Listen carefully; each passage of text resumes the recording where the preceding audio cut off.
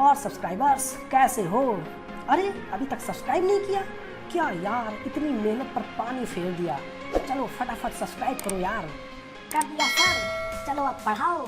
दोस्तों, आने वाले दिनों में भारत में आने वाली एक खतरनाक वाली पावर क्राइसिस, यानी कि खतरनाक वाली बिजली की कटौती। अपने पावर मिनिस्टर राजकुमार सिंह के हिसाब से यह पावर की समस्या लगभग 6 महीने से ज्यादा रह सकती है।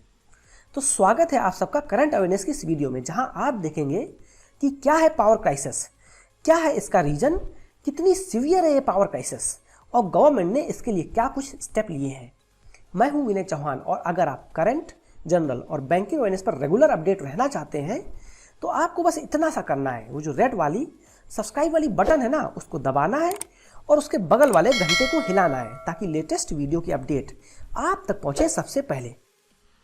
तो दोस्तों, आजकल पूरी दुनिया में एनर्जी की क्राइसिस चल रही है क्योंकि कोविड पीरियड के थोड़ा सा नॉर्मल होने के बाद से जो इकोनॉमी की ग्रो करने की वजह से इंडस्ट्री में एनर्जी की डिमांड बढ़ गई है और गैस, कोल यानी कि कोयला और इसके अलावा जो अदर एनर्जी सोर्सेस हैं वो इस बढ़ती हुई डिमांड को सेटिस्फाई करने के लिए पर्याप्त मात्रा में सप्लाई को पूरा करने में सक्षम नहीं है। इसी वजह से यूरोप में नेचुरल गैस की कीमत कई गुना बढ़ गई है और चाइना में तो पावर की हद कमी मच गई है, जिसकी वजह से वहाँ पर बहुत सारी फैक्ट्रीज को बंद करना पड़ा है क्योंकि कोयले की वहाँ पे शॉर्टेज हो गई है। अब यार यूके की हालत तो ऐसी है कि वहाँ पे बहुत सारे फ्यूल पंप सूखे पड़े हुए हैं और लोगों में मारामारी यानी कि गहमा गहमी ना मच जाए इसलिए वहाँ पर मिलिट्री को बुला लिया गया है। भारत की सिचुएशन भी बहुत ज़्यादा अच्छी नहीं है। भारत में भी नेचुरल गैस की कीमत पिछले 1 महीने में 60 से 70% बढ़ा दी गई है और अब इससे भी ज़्यादा बड़ी समस्या खड़ी होने वाली है ड्यू टू कोल क्राइसिस।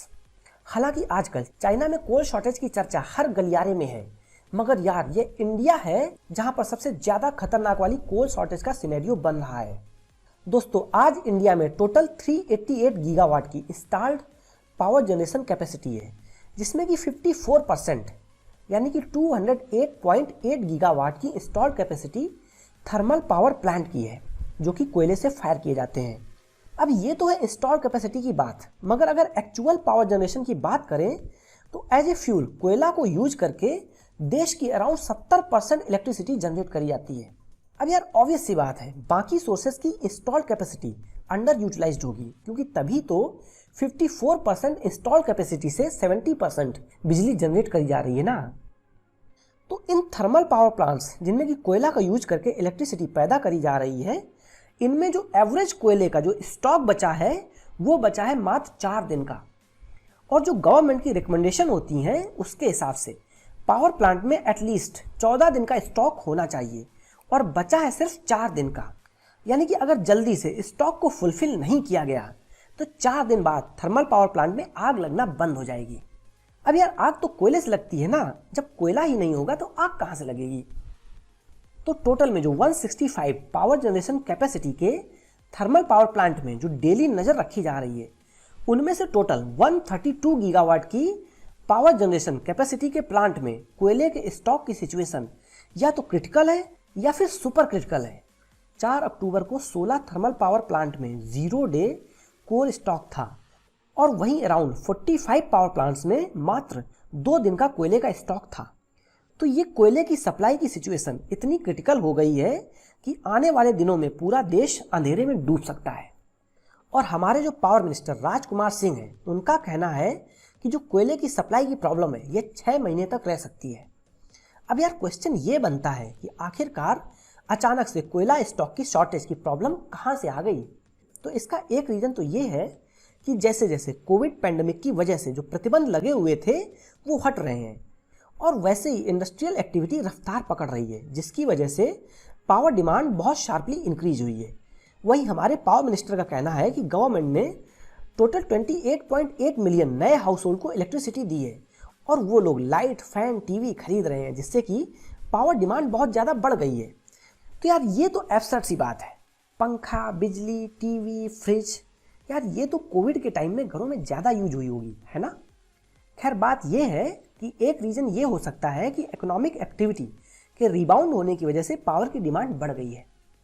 अब जो दूसरा मेन रीज़न है वो है कोयले की सप्लाई का इश्यू, जिसकी वजह से करंट में स्टॉक का लेवल बहुत डाउन चला गया है। अगर इस ग्राफ से देखें तो भारत में कोयले का स्टॉक 2020 से लगातार गिर रहा है और करंट में कोयले का स्टॉक लोवेस्ट लेवल पे है। अब अगेन क्वेश्चन फिर से उठता है कि देश में कोयले का स्टॉक इतना कम क्यों हो गया। तो अप्रैल से जून के टाइम में थर्मल पावर प्लांट से नॉर्मल स्टॉक से लोअर लेवल में स्टॉक एक्यूमुलेट किया था। फिर जुलाई, अगस्त और सितंबर में ज़्यादा बारिश होने की वजह से कोल माइनिंग एरियाज में कोल माइंस में पानी भर गया, जिससे कि कोल माइंस में प्रोडक्शन और सप्लाई काफ़ी ज़्यादा कम हो गई। वहीं दूसरी ओर इंटरनेशनल मार्केट में कोल का प्राइस रिकॉर्ड हाई पर है, जिस वजह से पावर प्लांट्स ने इंपोर्ट में अच्छी खासी कटिंग कर रखी है। तो यार ये सब वजह है जिस वजह से भारत में कोल क्राइसिस आ गई है।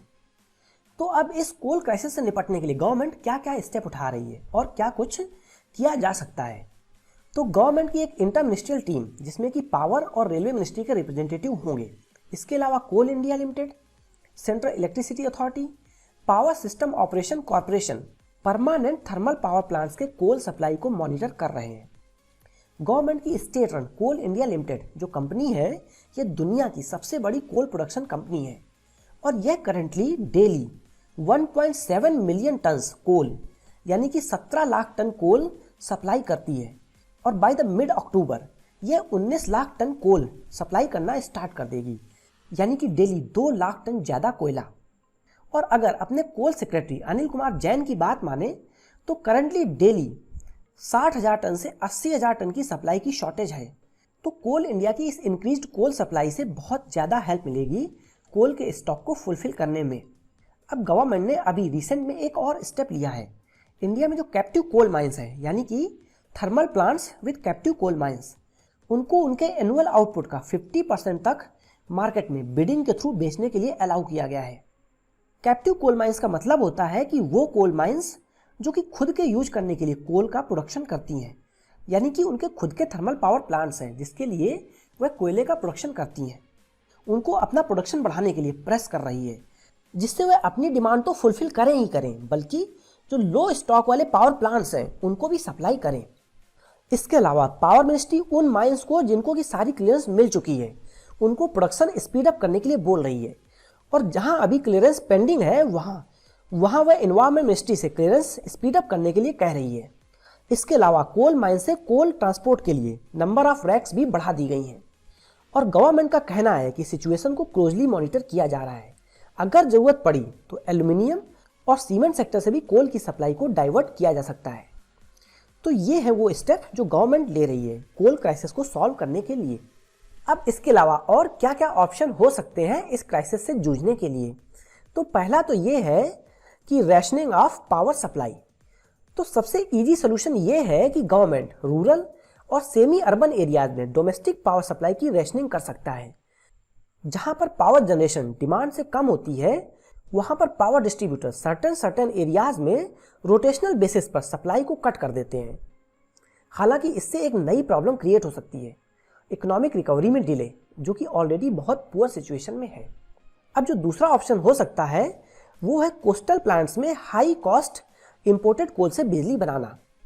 इंडिया में जितने भी पावर की डिमांड है उसमें से 75% बिजली लोकली प्रोड्यूस्ड कोल यानी कि इंडिया की कोल से बनाई जाती है, बाकी की 25% इंपोर्टेड कोयले से, जो कि इंडोनेशिया, साउथ अफ्रीका और ऑस्ट्रेलिया से आता है।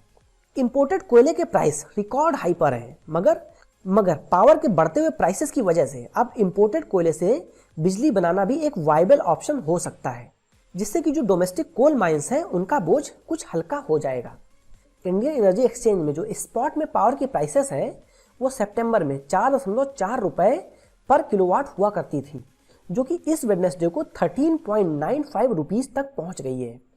तो इस वजह से इंपोर्टेड कोल के थ्रू बिजली बनाई जा सकती है। अब नेक्स्ट ऑप्शन है डैम से ज़्यादा बिजली बनाना। जिस मॉनसून के कारण कोल माइंस भर गई हैं उसी का फायदा उठाते हुए हाइड्रो पावर का जनरेशन बढ़ाया जा सकता है। तो दोस्तों ये तो है इन शॉर्ट इंडिया की एनर्जी क्राइसिस, उससे निपटने के लिए गवर्नमेंट के एक्शन और कुछ viable option. I hope video आपको अच्छा लगा होगा। अगर मज़ा आया हो तो kindly like, share and subscribe. Thanks for watching.